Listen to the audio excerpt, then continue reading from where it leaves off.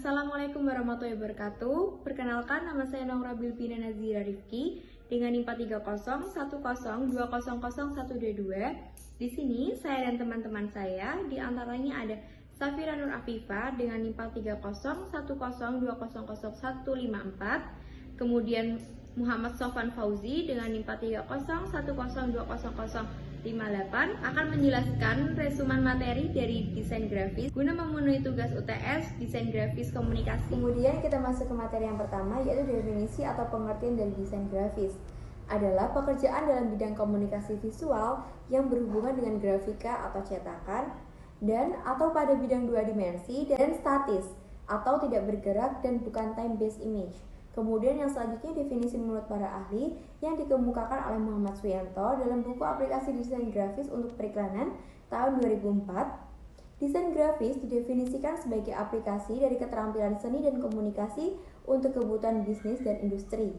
Aplikasi-aplikasi ini dapat meliputi periklanan dan penjualan produk, menciptakan identitas visual untuk institusi, produk dan perusahaan, lingkungan grafis, desain informasi, dan secara visual menyempurnakan pesan dalam publikasi. Baik, kita masuk ke materi yang kedua, yaitu kaitan bidang desain grafis dengan bidang lainnya, meliputi pengetahuan dasar sebagai desainer grafis. Yang pertama ada pengetahuan, keterampilan dan kepekaan olah unsur rupa atau desain, meliputi garis, bidang, bentuk, tekstur, kontras, ruang, irama, warna, dan lain-lain. Serta prinsip desain yang meliputi harmoni, keseimbangan, irama, kontras, kedalaman, dan lain-lain. Kemudian yang kedua, yaitu pengetahuan warna, meliputi lingkaran warna, intensitas, analog, saturasi, kromatik, dan lain-lain. Kemudian kepekaan warna, baik aditif maupun subtraktif, pengetahuan warna monitor atau RGB, dan warna untuk percetakan. Kemudian yang ketiga, ada memiliki pengetahuan dan keterampilan dalam olah huruf atau tipografi, meliputi keluarga huruf, ukuran huruf, bobot huruf, istilah dalam tipografi, dan keterampilan dalam mengolah huruf, baik secara manual maupun digital. Kemudian yang keempat, memiliki keterampilan menggambar dan kepekaan pada unsur gambar yang meliputi garis, bidang, warna, dan seterusnya.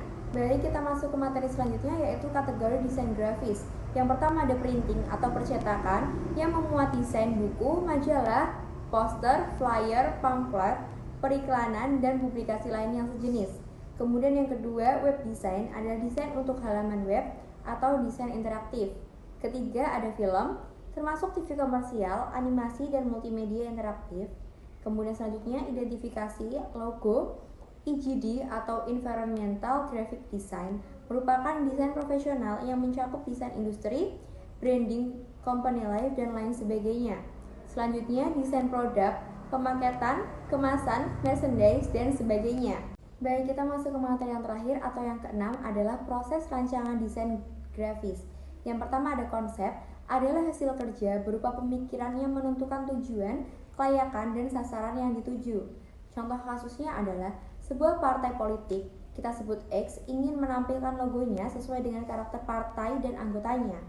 Dengan mempelajari kehidupan atau karakter partai tersebut, seseorang desainer dapat membuat konsep seperti bersemangat, kokoh, keanekaragaman, dan berlandaskan agama. Kemudian yang kedua ada media. Untuk mencapai kriteria kesasaran yang dituju, diperlukan studi kelayakan media yang cocok dan efektif untuk mencapai tujuannya. Media bisa berupa media cetak, elektronik, luar ruangan, dan lain-lain.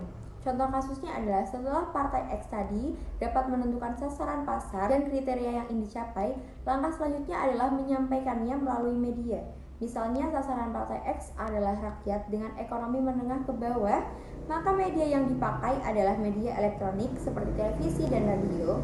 Pilihan media cetak juga dipertimbangkan, misalnya surat kabar yang disukai masyarakat menengah ke bawah. Kemudian yang selanjutnya atau yang ketiga adalah ide atau gagasan. Untuk mencari ide yang kreatif, diperlukan studi banding, literatur wawasan yang luas, diskusi, wawancara, dan lain-lain agar desain bisa efektif dan diterima sasaran, dan untuk membangkitkan kesan tertentu yang sulit dilupakan. Kemudian yang keempat, yaitu persiapan data dan perancangan. Data dapat berupa teks atau gambar, terlebih dahulu harus kita pisah dan seleksi.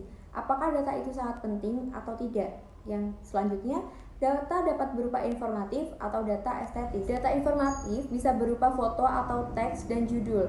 Data estetis dapat berupa bingkai background, efek garis-garis, atau bidang. Kemudian, untuk desain menggunakan komputer, data harus dalam format digital atau soft copy. Terakhir, tugas desainer adalah menggabungkan data informatif dan data estetis menjadi satu kesatuan yang utuh. Kemudian yang kelima yaitu revisi. Revisi ini dilakukan apabila tidak adanya kesesuaian dari apa yang sudah direncanakan dan atau ada perubahan lainnya. Dalam revisi ini, sikap dan mentalitas seorang desainer grafis sangat menentukan keberhasilan dari proses. Kemudian selanjutnya ada final artwork atau FA, adalah materi final design yang sudah approve oleh klien untuk dilanjutkan ke bagian produksi cetak. Kemudian yang terakhir yaitu produksi. Setelah desain selesai, sebaiknya lebih dahulu di proofing atau di print preview hasil cetak mesin sebelum diperbanyak untuk memastikan kesesuaian warna dan hasil cetak. Jika tidak ditemukan masalah apapun, desain siap untuk dicetak atau diperbanyak. Selanjutnya dengan saya Safira Nur Afifah, NIM 43010200154. Di sini saya akan melanjutkan materi tentang peranan desain grafis pada media. Desain grafis adalah keahlian menyusun dan merancang unsur visual menjadi informasi yang dimengerti publik atau masyarakat. Kompetensi desain grafis meliputi sikap kerja, attitude, yang kedua pengetahuan, keterampilan dan kepekaan, skill, knowledge, and sensibility, dan yang ketiga kreativitas atau creativity, agar pesan dapat efektif dipahami, diterima, dan dapat mengubah sikap sasaran atau audiens sesuai tujuan pemasaran. Ada beberapa hal yang harus diperhatikan. Yang pertama adalah komunikatif. Ada 5 cara untuk membuat karya visual menjadi komunikatif bagi audiens. Ada visualisasi pendukung agar mudah diterima oleh sasaran. Kemudian, pelajari pesan yang akan disampaikan secara mendalam. Kemudian, ada pelajari kebiasaan dan hal-hal yang diminati atau disukai oleh sasaran. Olah pesan agar bisa difahami publik, mudah dan nyaman dilihat atau dibaca. Buatlah sederhana dan menarik. Yang kedua, kreatif. Visualisasi disajikan secara unik dan tidak klise. Rancangan elemen desain grafis dibuat secara asli atau original. Kemudian penjelasan pesan disusun secara sistematik. Yang ketiga, sederhana. Visualisasi tidak rumit. Prinsip generalisasi diperlukan untuk menyederhanakan elemen visual menjadi elemen yang paling mendasar. Yang keempat, kesatuan atau unity. Penggunaan bahasa visual yang harmonis, utuh dan senada, bertujuan memudahkan pengamat desain menangkap sebuah nuansa visual yang tematik. Kemudian kelima, penggambaran objek dalam bentuk image yang presentatif. Gambar dapat berupa fotografi atau gambar informasi berupa tabel atau diagram, dan gambar bergerak, animasi, dan film. Kemudian yang keenam, pemilihan warna yang sesuai. Penggunaan kunci warna atau panduan warna berdasarkan teori warna Munsell. Yang ketujuh, tipografi, font dan susunan huruf untuk memvisualkan bahasa verbal agar mendukung isi pesan. Yang kedelapan, tata letak atau layout. Layout adalah usaha untuk membentuk dan menata unsur-unsur grafis, teks, dan gambar menjadi media komunikasi yang efektif. Peletakan dan susunan unsur-unsur visual harus terkendali dengan baik. Kemudian yang kesembilan ada unsur visual bergerak, animasi, dan movie. Animasi atau movie yang dibuat sebagai daya tarik di media televisi, web, dan gadget. Dan yang terakhir ada navigasi atau icon.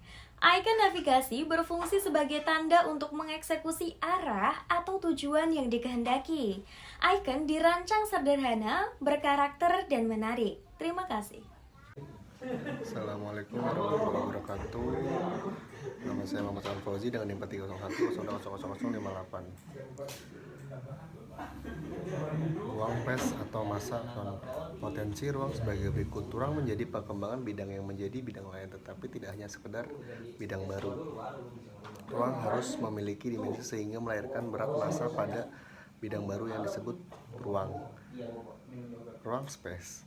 Ruang kosong dimanfaatkan agar rancangan tidak perlu penuh. Ruang kosong dimanfaatkan sebagai pemisah.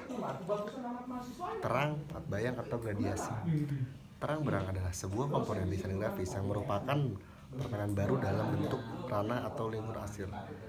Bila terkena sumber cahaya, hasil dan komponen terang bayang berbisa simetri, utama berdasarkan realistiknya.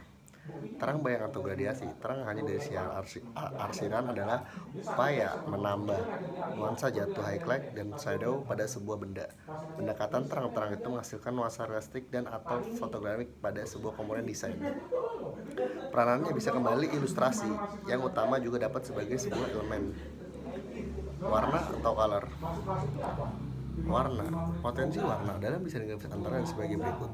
Warna serta nilai dan gelap terangnya dapat dimanfaatkan untuk memberikan kesan berat, ringan, benda, volume, kedalaman, komposisi, sebagainya. Warna menciptakan suasana, mood, sifat, karakter tertentu pada rancangan. Ada juga tekstur. Tekstur adalah sebuah komponen desain grafis yang merupakan tampilan, karakteristik, gambaran, ekspresi, sifat atau suhu permukaan. Konsep tekstur antara lain yang pertama, memperkaya kenikmatan visual, memperkaya kenikmatan perasaan untuk meraba. Oke. Komposisi atau composition, yaitu merancang atau mendesain, pada dasarnya adalah hasil penyusunan pengalaman visual. Manusia memperhatikan elemen dan prinsip-prinsip desain yang dituangkan dalam satu kesatuan desain. Komposisi, composition atau komponen, asal kata dari bahasa Latin yang artinya penggabungan. Pada dasarnya suatu komposisi merupakan penggabungan dari banyak dari satu bentuk ilustrasi. Definisi umum, desain yang dalam merencanakan komposisi, perencanaan komposisi yang ditata lihat secara sensasi harmoni dengan berdasarkan prinsip-prinsip dan sehingga tercapai suatu karya seni atau desain.